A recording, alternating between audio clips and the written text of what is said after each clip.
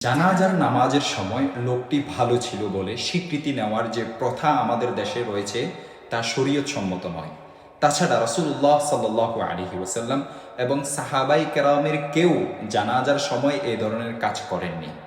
কোনো ব্যক্তি যদি বাস্তবে ভালো না হয় তাহলে এরূপ বলার দ্বারাই সে ভালো সাব্যস্ত হবে না এবং মানুষের মনেও এই বিশ্বাস জন্মাবে না যে লোকটি ভালো ছিল।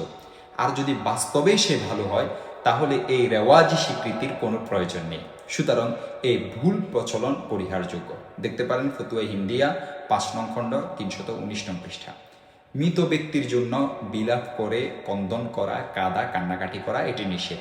কেউ যদি ওসিয়ত করে তার মৃত্যুর পর উঁচু আওয়াজে বিলাপ করে যেন কন্দন করা হয়, কাদা হয়, তাহলে তাকে এর জন্য কবর শাস্তি দেওয়া হবে। আর যদি ওসিয়ত না করে তাহলে শাস্তি দেওয়া হবে না, কারণ একের পাপের কারণে আল্লাহ রাব্বুল আলামিন অন্যকে শাস্তি দেন না।